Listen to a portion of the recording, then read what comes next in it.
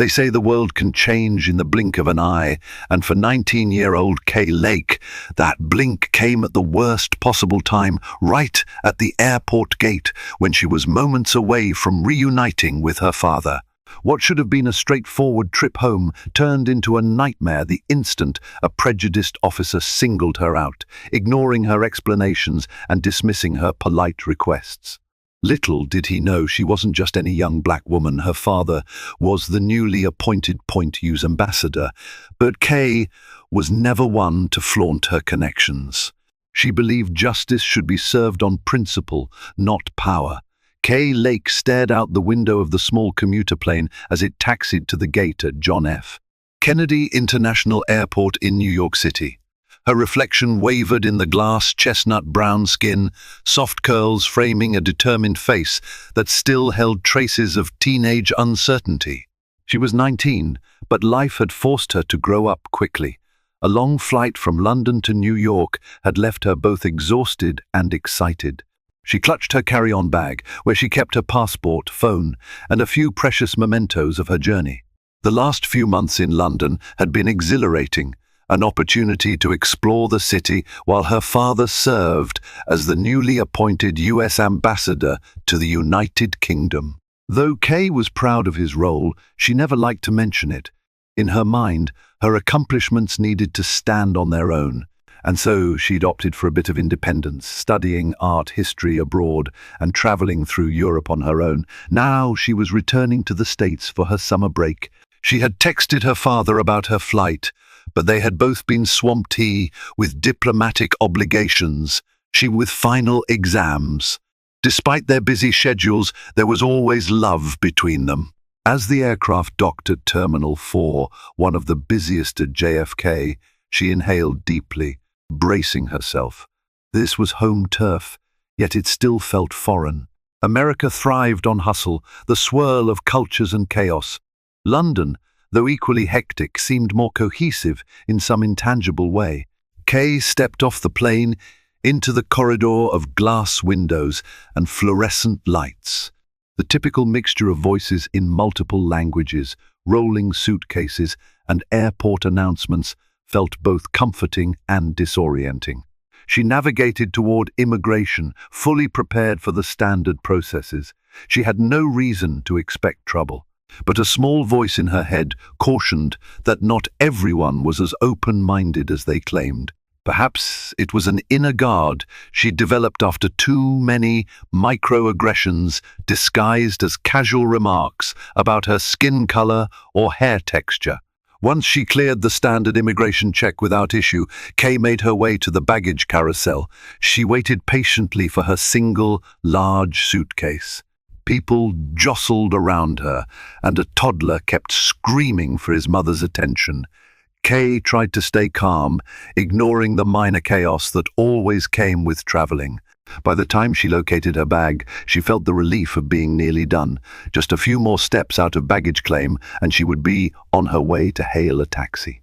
She retrieved her suitcase and headed toward the final customs checkpoint. "Welcome to the United States," a sign read, an American flag draped proudly across it. Then, in a flash, everything changed. A uniformed officer stood at the perimeter where travelers transitioned from baggage claim to the main arrivals area. Kay found his gaze lingering on her, and she couldn't ignore the icy feeling creeping up her spine. He was tall, mid-50s, with a trim moustache and narrow grey eyes that scanned the crowd. Although there were hundreds of passengers streaming by, he seemed fixated on her. Kay tried to remain calm. At first, she thought perhaps she reminded him of someone he knew, or that he was simply doing his job, scanning each face. She even forced a tight smile, hoping to dissolve any tension. But his stare hardened. Without warning, he stepped forward, holding up a hand to stop her. "Excuse me, miss," he said, voice booming over the chatter of the crowd. "I need to see your travel documents." Kay blinked, confused but compliant. She reached into her shoulder bag to retrieve her passport and the student visa papers she had used in London. "Is there a problem, officer?" she asked politely, reading the name tag pinned to his crisp uniform. Bradley. He flipped open her passport, studying the details. "Where are you coming from?" He spoke in a clipped tone, as though a veneer of politeness could hide the suspicion in his eyes. "London," Kay answered. "I'm a student there. Well, I was for the semester." Bradley glanced at her bag, as if expecting it to spontaneously reveal contraband. "Traveling alone?" "Yes," Kay confirmed. "You sure about that? No one else with you?" A flicker of annoyance sparked in Kay. Why would he assume she was lying? "Yes, sir. I'm alone." He cleared his throat, ignoring the swirl of travelers moving around them. "Where are you from originally, miss?" Kay frowned slightly. "I'm American. I was born in Washington, D.C., huh?" He eyed the small diplomatic insignia pinned on her bag. It was a subtle emblem Kay had thought was decorative. She'd found it on her father's desk, not realizing it might stand out to certain people. "You got family in government?" She hesitated, not wanting to reveal too much. She'd always felt uneasy dropping the ambassador connection. "My father works for the State Department," she admitted softly, then tried to shift the conversation. "I'm just here on summer break." Officer Bradley's lips curled upward, but it wasn't a welcoming smile. It was more like a predator sensing easy prey. "Why don't you step over to the side for a moment?" Her heart sank. She'd seen that expression before, an authority figure deciding she was guilty of something before any evidence even existed. Kay looked around for any sign of an ally, but the crowd seemed oblivious. What was she supposed to do? Fight or comply and avoid causing a scene? She took a deep breath. All right. Following him, she noticed how he kept a hand near his belt, as if expecting her to pull out a weapon. The corridor he guided her toward was cordoned off by a metal barrier. Few travelers were asked to go there. Kay's chest tightened. She wasn't sure if this was standard procedure or the beginnings of a humiliating search. "Open your bag," Bradley ordered, snapping on rubber gloves. Kay unzipped her suitcase. Her clothes, a few books, and souvenirs from her trip tumbled into view.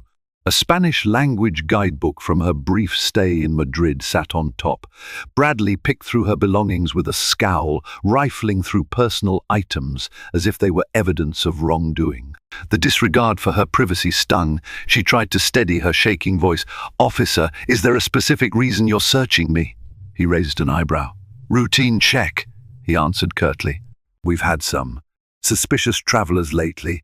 Kay felt the coded language.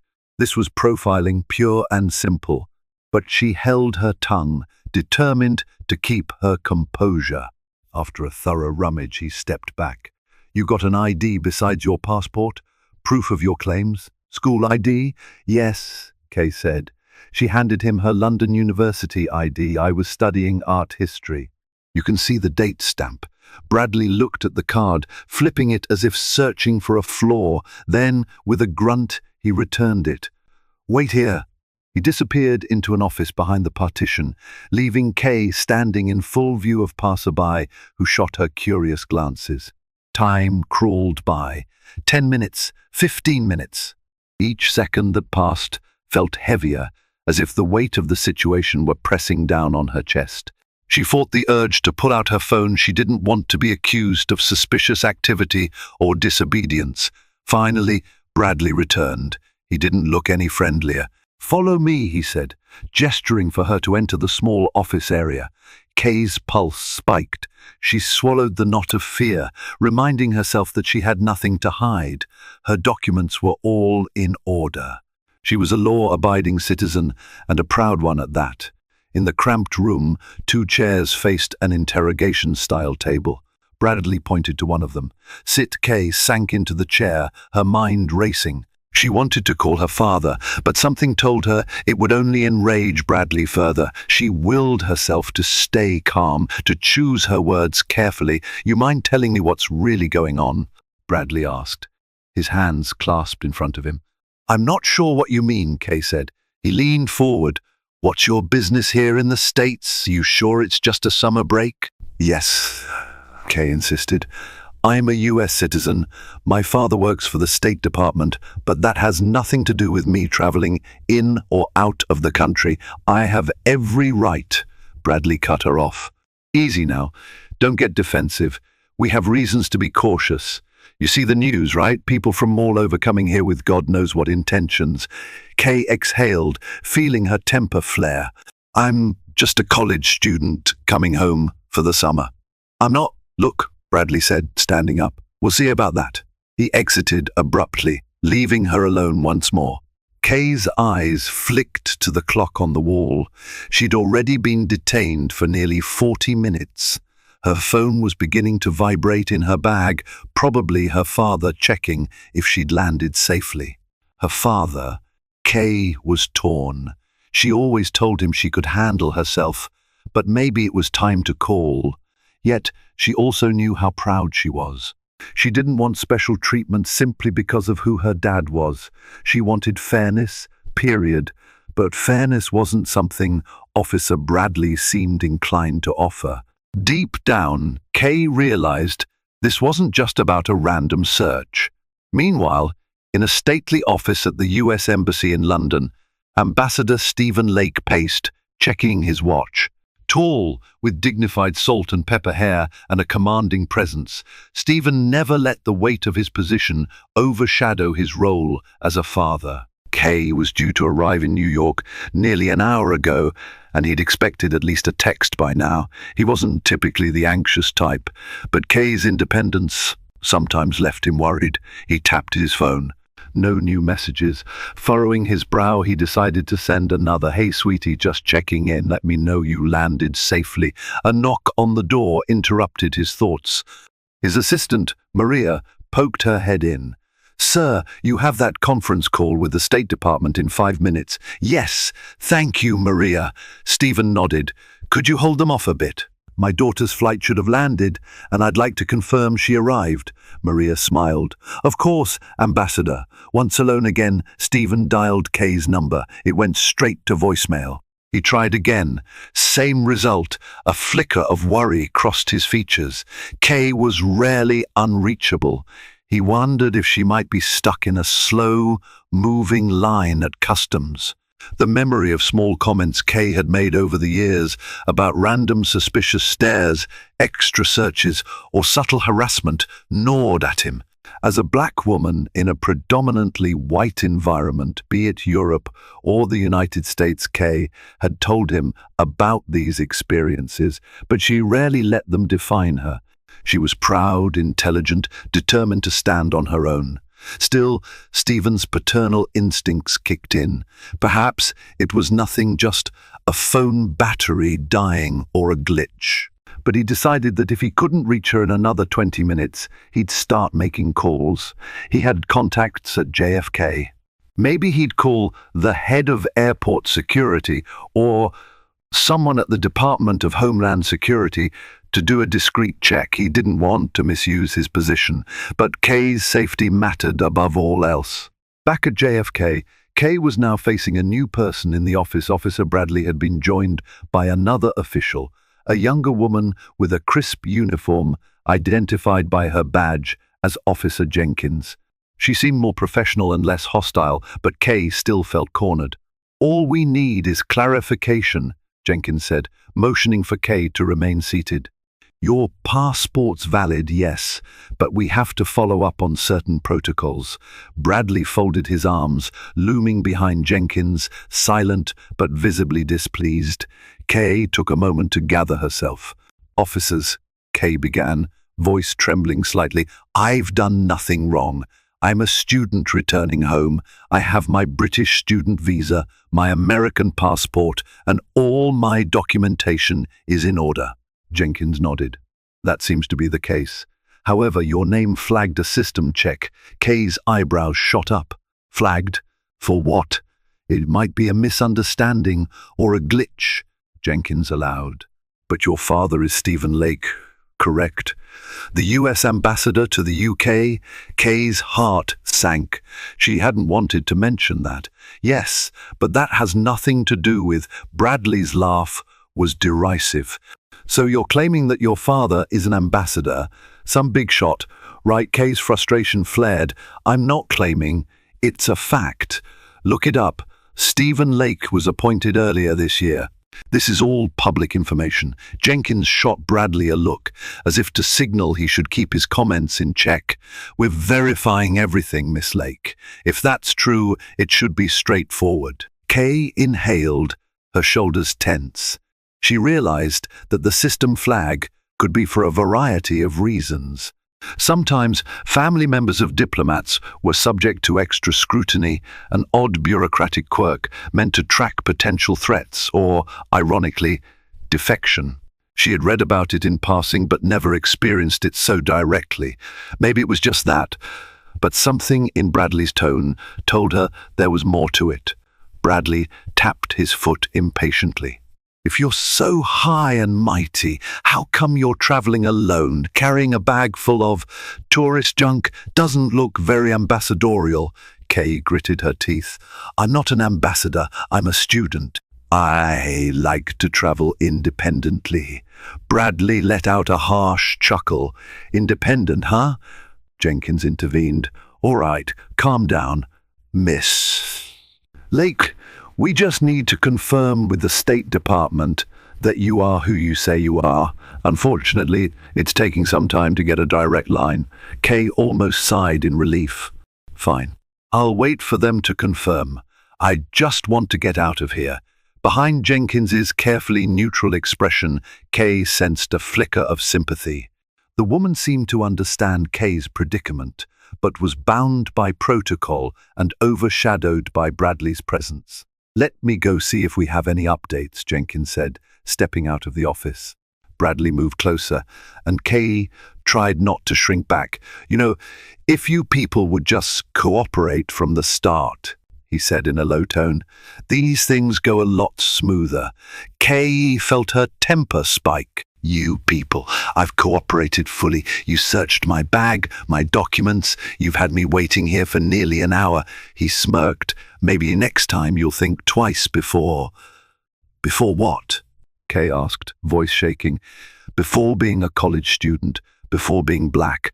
Bradley's face contorted. Don't play that card with me, he snarled. Kay's heart pounded in her chest. She held his gaze, refusing to back down.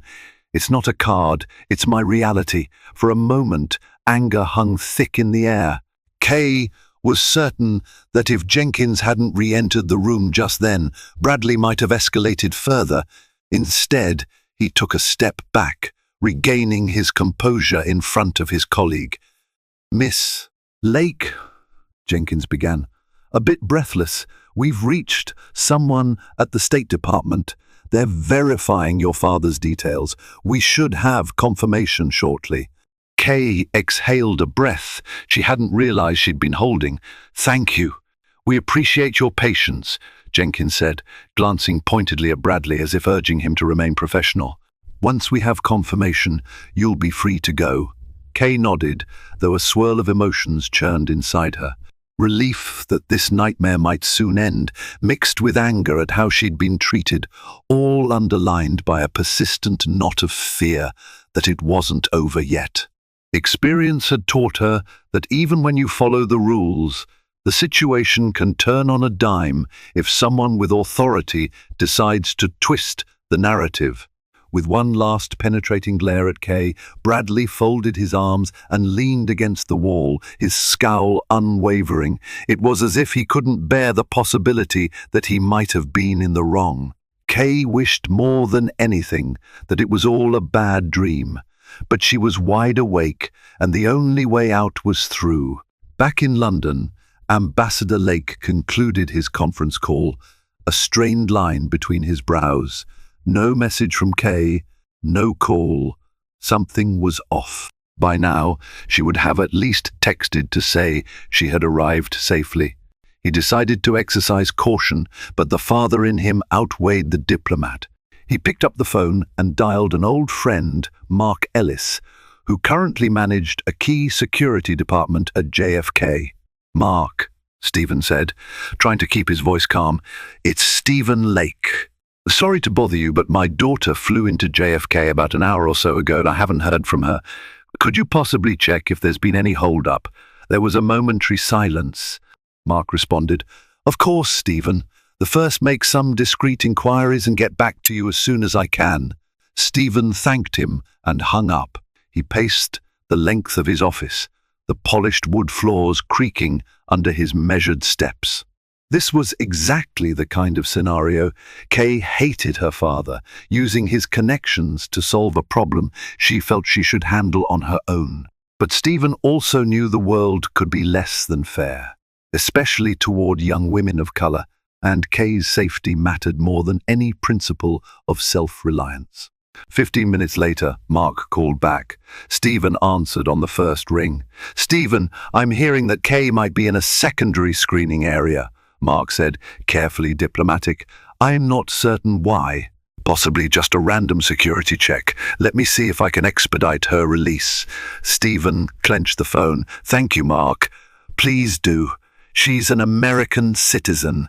She shouldn't be detained unnecessarily. I'll do what I can. I'll call you back." As the call ended, Stephen felt a surge of relief, tinged with anger. Kay was indeed being held, for reasons unknown. He trusted Mark to unravel the situation, but if Kay was suffering any harassment, there would be consequences. In the back of his mind, Stephen recalled Kay's words, "I don't want to always rely on you, Dad. I want to stand on my own 2 feet."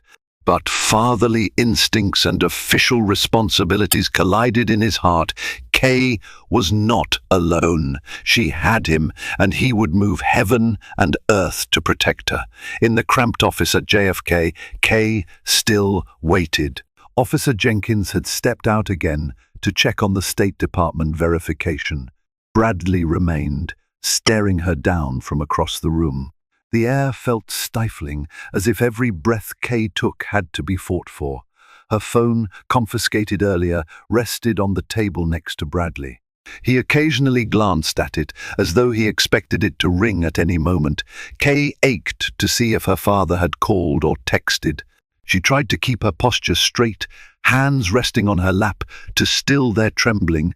Bradley's eyes flicked to her carry-on bag. "Mind if I check in there again?" he asked, though it was more a statement than a request. Kay felt her patience wearing thin. "You already did." Bradley shrugged. "Regulations." She forced a thin, polite smile, not wanting to give him an excuse to escalate. He rummaged through the contents. Kay's wallet, a small makeup pouch, a notebook filled with sketches from various art galleries she'd visited, and a few letters from her British classmates. As he pulled out the letters, Kay felt a surge of indignation. Those were personal, filled with jokes and memories. She had nothing to hide, but the invasion of privacy burned. He leafed through them, squinting as though the letters might hold subversive messages. Finding nothing, he tossed them aside. Kay bit her tongue, forcing herself not to snap.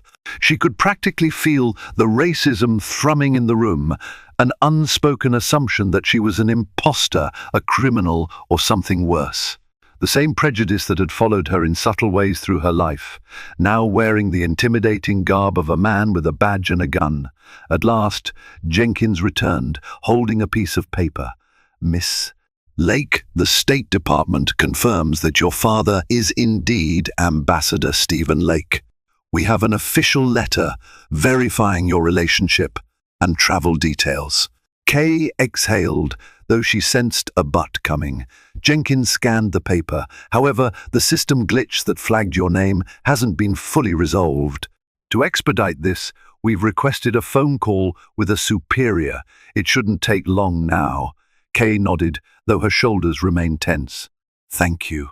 Bradley frowned, as if disappointed that Kay might actually be legitimate. His gaze shifted to Jenkins. "You really believe all that? Something's not adding up."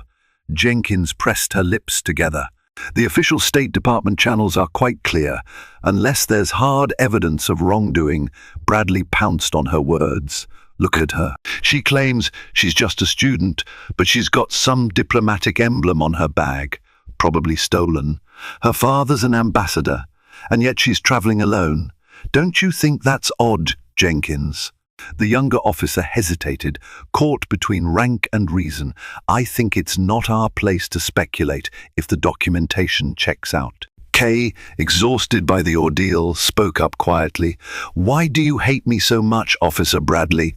What have I personally done to you? Bradley's mouth tightened, and for a moment, Kay thought she saw a glimmer of uncertainty in his eyes, perhaps the slightest realization that his treatment of her was baseless.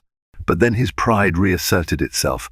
I don't hate you, he said stiffly. I'm just doing my job, protecting this country from threats. Kay's eyebrows rose. Am I a threat? Bradley said nothing, but his silence spoke volumes. Before the tension could thicken further, Jenkins's radio crackled. A voice on the other end indicated that their superior, a certain Captain Wilson, was on the line. Jenkins grabbed the handset, nodded to Kay.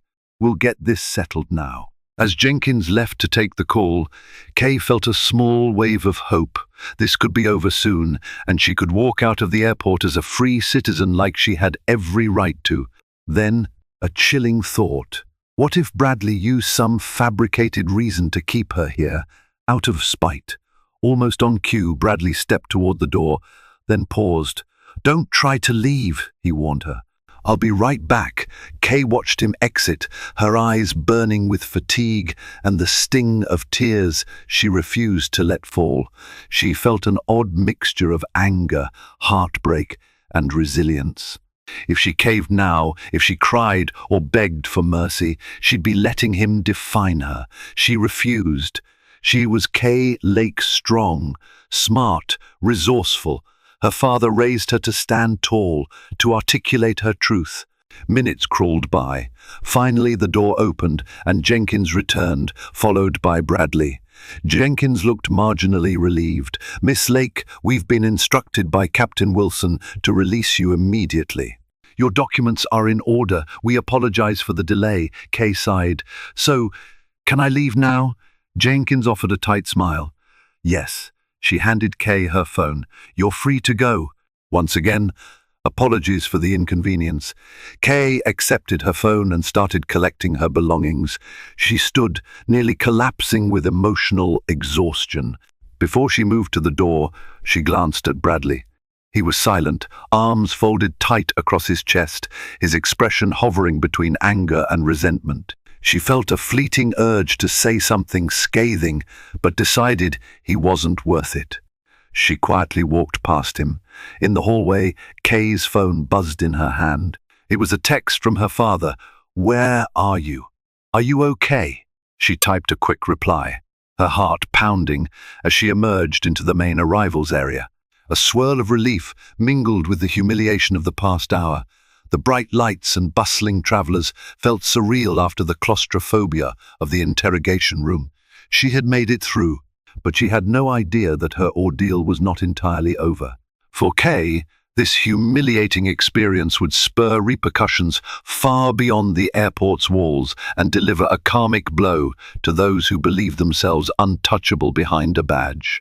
Kay sank onto a bench near an airport cafe, needing a moment to steady herself. She reread her father's texts.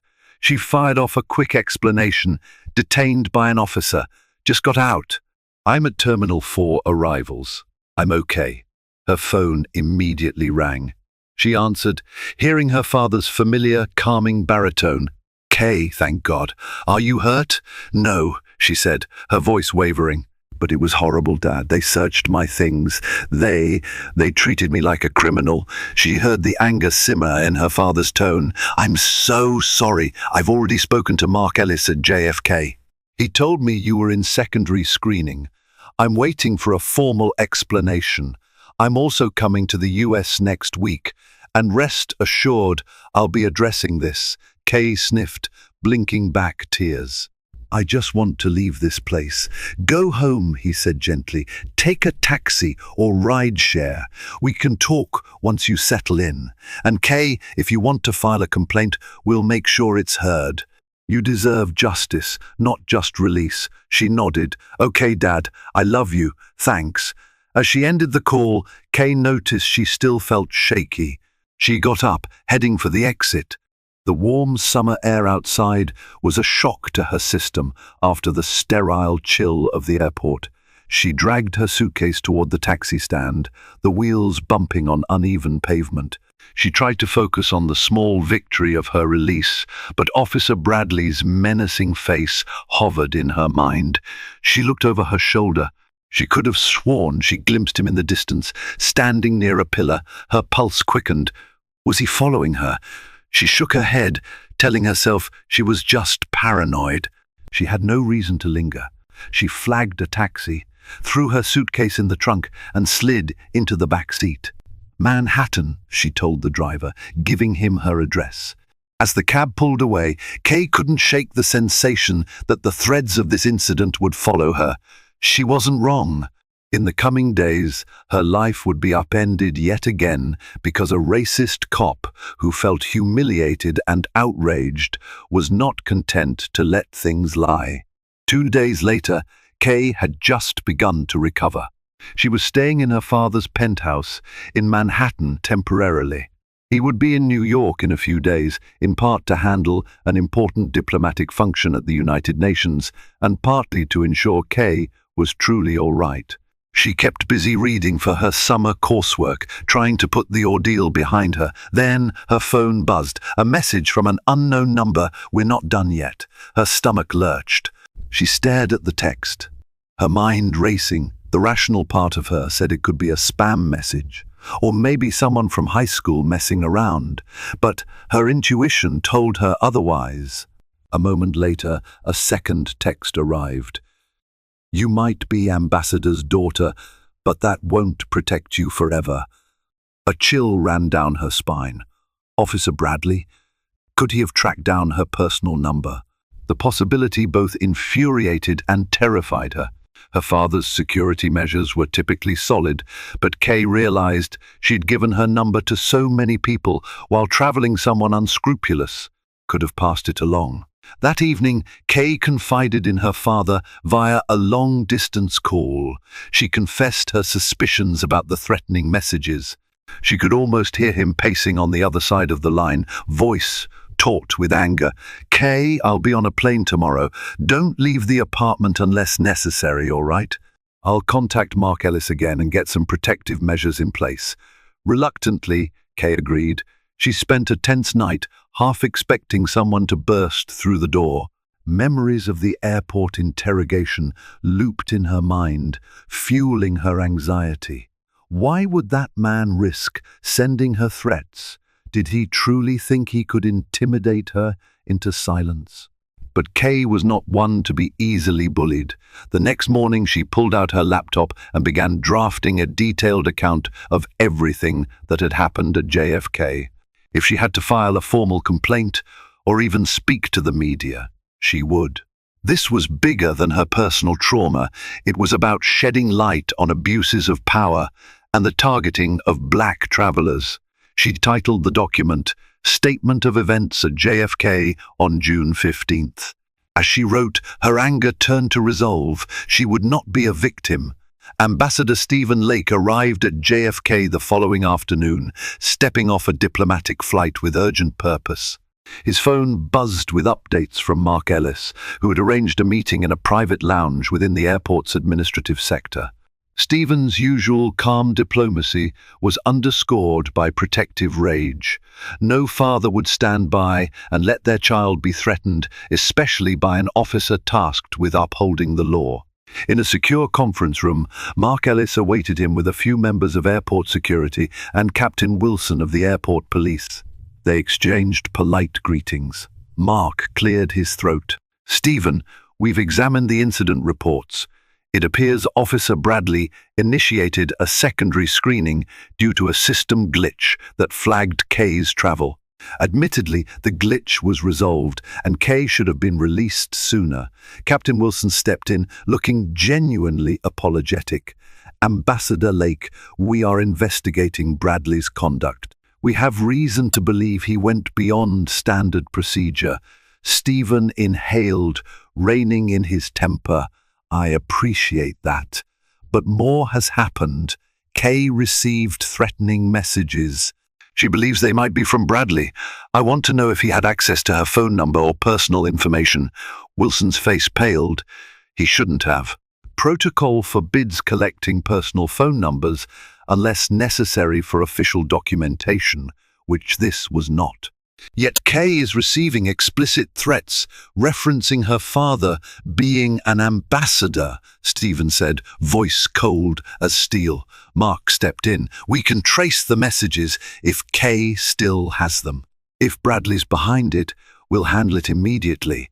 Stephen nodded. "I expect nothing less. My daughter will not be intimidated by a rogue officer." Captain Wilson grimaced. "I understand, sir.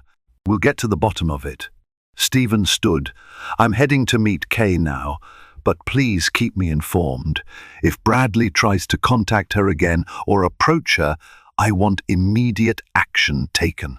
The men agreed, and Stephen exited the conference room. This was not how he had hoped to spend his time in New York, but Kay's safety came first, even if it meant going head-to-head with a racist cop who believed himself untouchable. Late that evening, Kay and her father sat across from each other in the penthouse living room. Light from the city skyline flickered through the glass windows.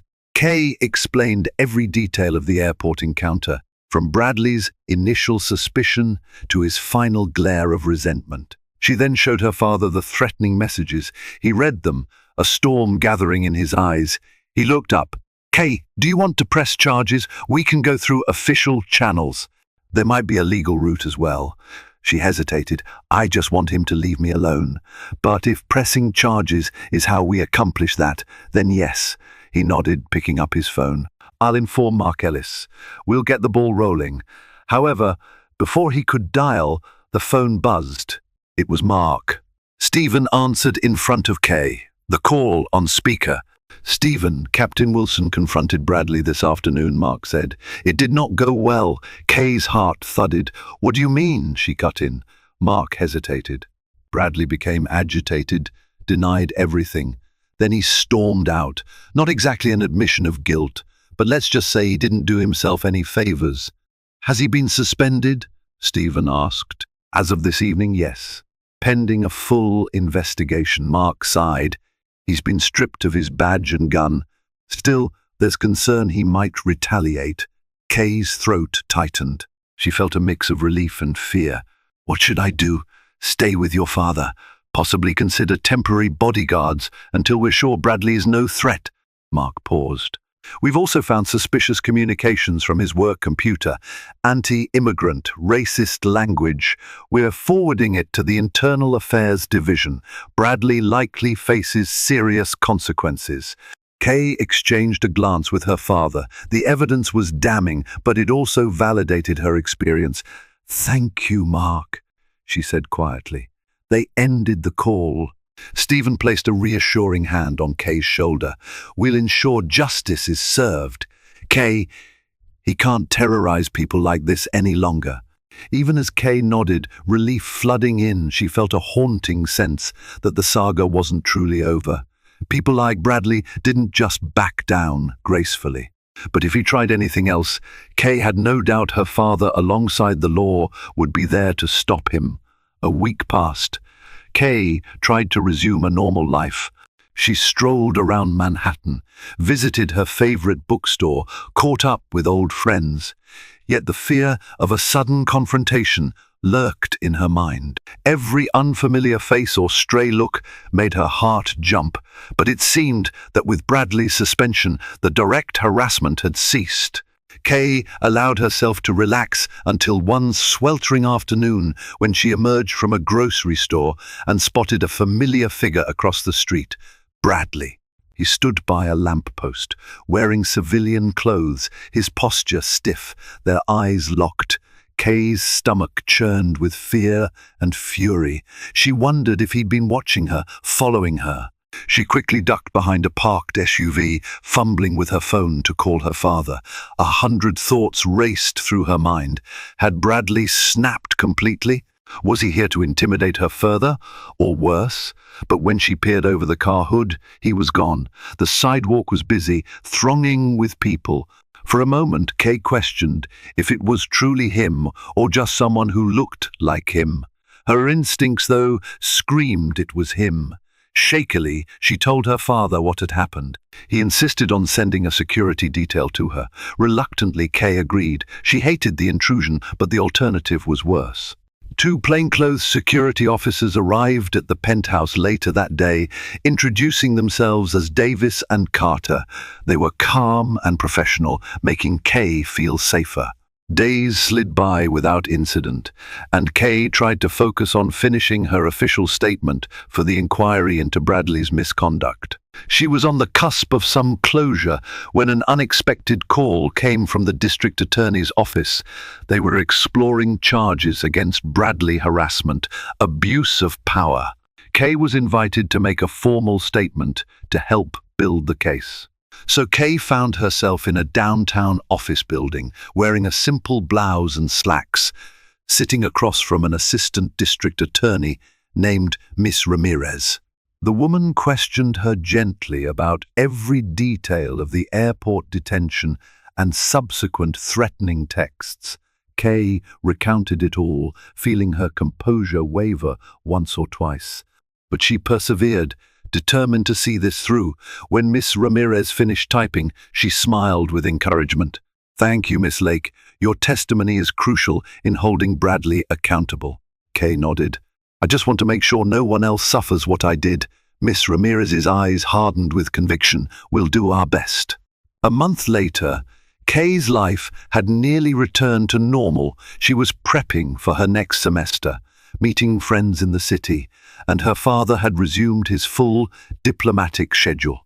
The storm seemed to have passed, though Kay still occasionally glanced over her shoulder, half expecting to see Bradley lurking. Then, on a sunny morning, Kay was sitting in her living room when her phone pinged with an alert. She opened a news app to find a breaking headline: "Former JFK officer arrested after violent incident outside local bar." Her mouth went dry as she read. The article detailed how a disgruntled ex-officer, identified as Bradley, had allegedly gotten into a fight with 2 men outside a bar. Police found an unregistered firearm in his car. He was arrested on the spot and now faced multiple charges, including carrying an illegal weapon, assault, and resisting arrest. A part of Kay was relieved. It meant he was behind bars, no longer free to stalk her. Another part of her felt the weight of tragedy. Bradley was a racist, angry man, consumed by hatred that ultimately destroyed his life. She didn't pity him exactly, but she recognized the profound brokenness in someone who chose that path. The phone rang. It was her father. He'd just seen the news as well.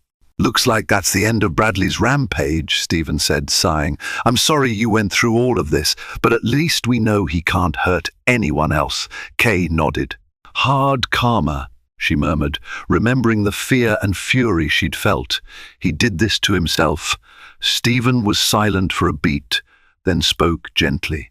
"You've grown even stronger through this, Kay. I'm so proud of you." Emotions swelled in her chest. The relief that it was truly over, the sadness that such hatred existed in the first place, and the gratitude that her father stood by her side. "Thanks, Dad." In the weeks that followed, Kay continued to cooperate with the DA's office. They assured her that additional charges for harassment and misconduct might be added to Bradley's docket, pending the outcome of her complaint. Kay found a measure of closure, knowing that the law was catching up with him. Indeed, the cycle of karma had turned. He had lost his career, his reputation, and now faced a prison sentence. Summer heat gradually gave way to the cooler breezes of early autumn. Kay prepared to return to university, this time transferring to a college in New York so she could be closer to family. She and her father had discussed the possibility of her resuming studies abroad, but after what she'd been through, she felt she needed time to heal without the extra layer of international travel. One afternoon, Kay, Stephen, and Maria, his assistant, sat in a cafe not far from the United Nations building. Over iced teas and sandwiches, they reflected on the past few months. To think, Maria mused, all of this started because Kay was singled out by a hateful officer. Stephen nodded solemnly. It's a stark reminder that racial profiling is very real, even for the family of diplomats. We have a lot of work to do as a country. Kay sipped her iced tea. I used to think showing my ID was enough, that if I followed the law, everything would be fine. But the law is only as good as the people enforcing it. Maria reached for Kay's hand, giving it a squeeze. And how do you feel now? Kay paused. Tired, but also determined. People like Bradley can't be allowed to scare others into silence. We have to use our voices, our rights, to stand up. Stephen smiled at his daughter, pride evident in his eyes. There's the Kay I raised, always fighting for what's right. I believe this experience, however painful, has forged a greater sense of purpose in you. She returned the smile. I think it has. She recalled the panic, the shame, the rage in that small interrogation room at JFK. She remembered how, at times, she had been tempted to name-drop her father's position just to end the ordeal, but she'd refrained until pressed, wanting her freedom simply as a rightful citizen. In the end, ironically, it was the system itself, once properly engaged, that proved Bradley's wrongdoing. Perhaps that was a small testament to the fact that justice could prevail, even if it arrived late. In the final days before Kay headed off to her new college, she heard from the DA's office one last time. Bradley had pled guilty to multiple charges, including illegal possession of a firearm and a separate count of official misconduct. He faced a prison term. Kay felt relief, a sense of finality. This chapter, for now, was closed. Yet, Kay knew that the fight against prejudice and abuses of power continued in countless other lives. She silently vowed to remain vigilant. If she could stand up and protect others from a similar fate, she would. Her father, the U.S. ambassador, had offered all his diplomatic might to defend her. But Kay believed in a world where every traveler, regardless of skin color or background, would be treated with dignity and respect. That was her dream, and she would keep striving for it, one day at a time. Thank you for watching this dramatic story of one young woman's fight against bigotry and injustice. Kay Lake's journey reminds us that no position of power, or lack thereof, should ever determine how we're treated at the borders, on the streets, or in any public place. Her experience highlights the importance of standing firm in our truths, supporting each other when confronted by abuse, and trusting that, in the end, hateful deeds will face the consequences they deserve.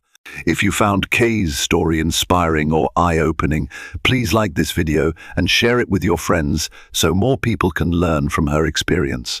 And don't forget to subscribe to this channel for more captivating stories that challenge injustice and champion hope. By joining us, you become part of a community dedicated to truth, equality, and courageous storytelling. Together, let's keep shining a light on these critical issues.